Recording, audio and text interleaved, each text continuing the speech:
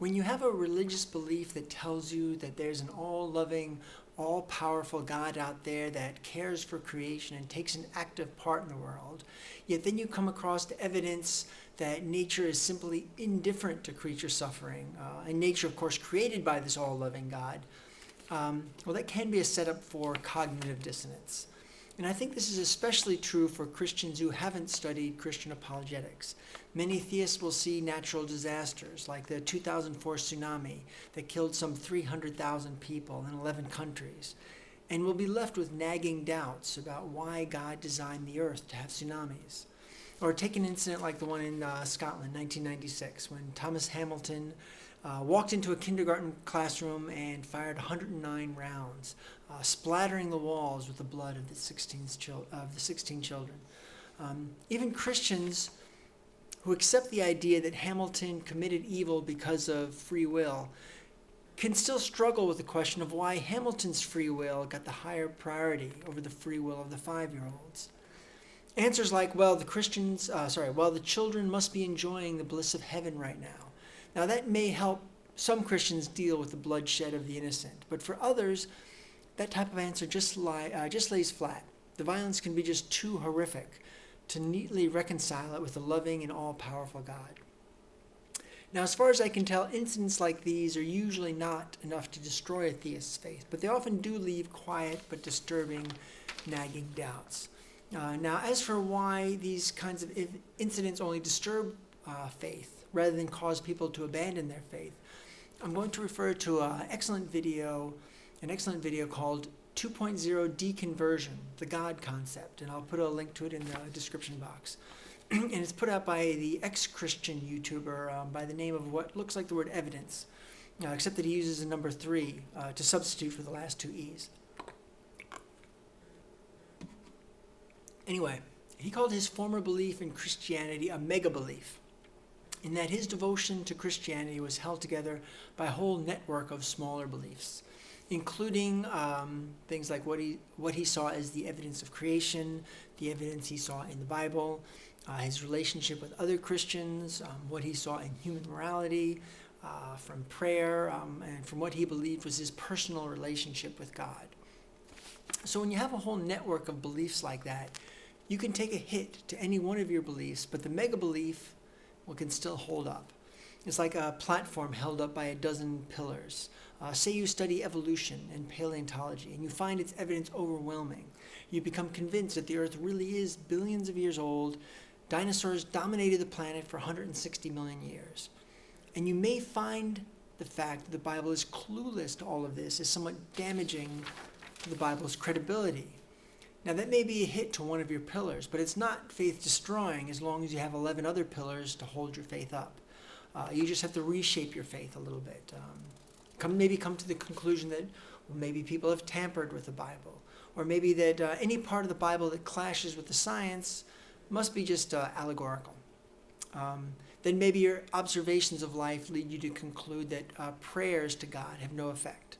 And again, your faith may be left standing because you can always readjust your belief to say, well, you shouldn't be praying to God for things anyway because God knows best. But because the Bible so often makes prayer out to be effective, this new readjustment may result in your faith becoming just slightly shakier still.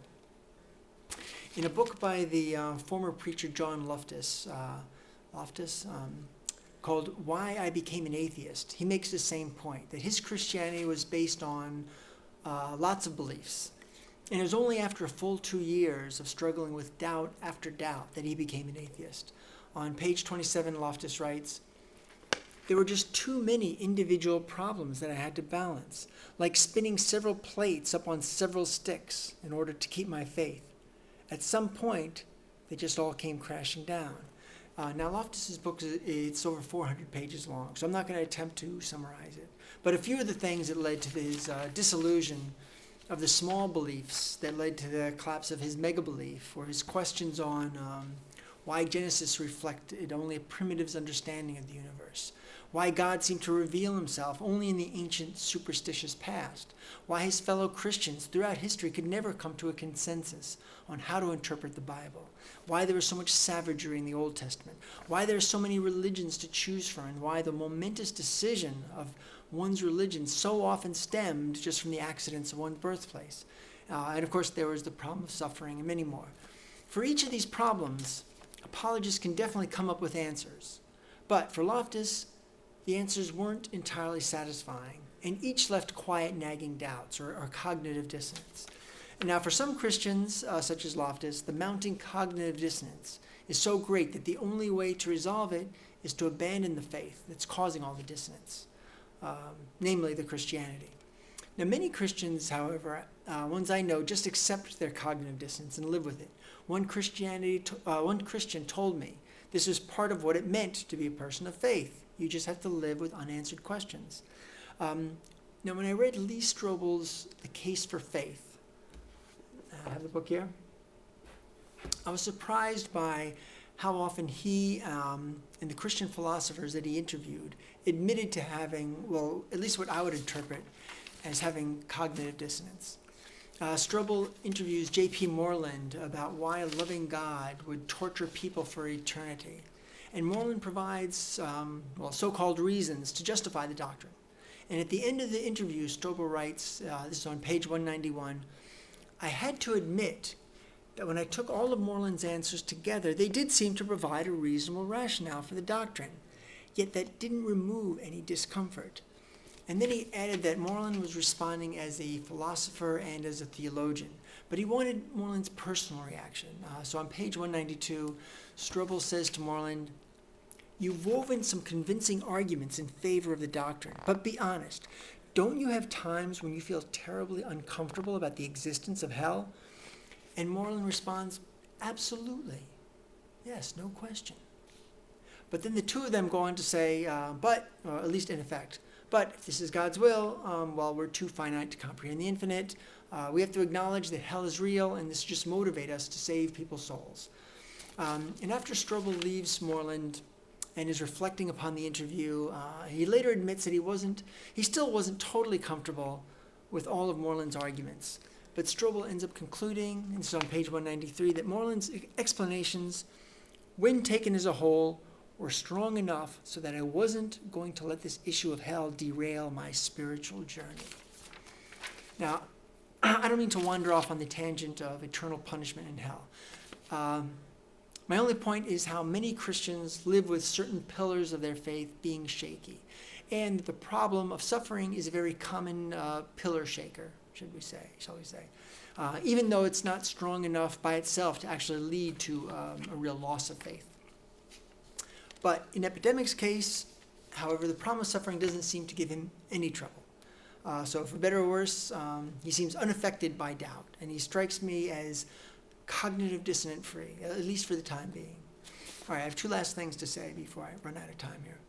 First, to Epydemic2020, even though I feel your arguments in defense of theism are unconvincing, I'll also acknowledge that they are well organized and articulate.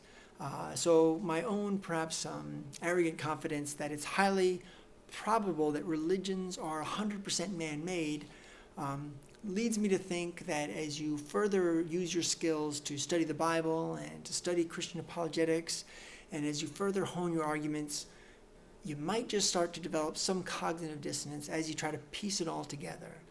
And you just might end up a skeptic, and should that happen, I think you would be a very good one.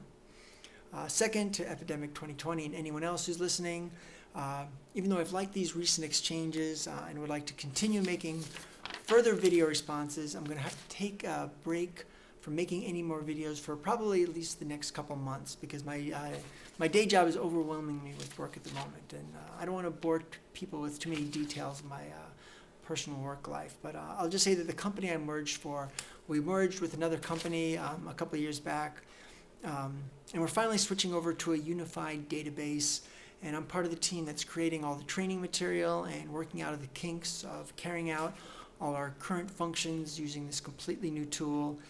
And it's a massive project, and I just got to prioritize, focus on that until the training is complete. new system is launched and everything's running smoothly, but that may take till October or maybe even November. So I'll still be signing into YouTube and watching videos, responding in the comments section, but I probably won't be making any new videos of my own until sometime later in the fall. All right, so thanks to everyone who has stuck with me throughout this excessively long video response.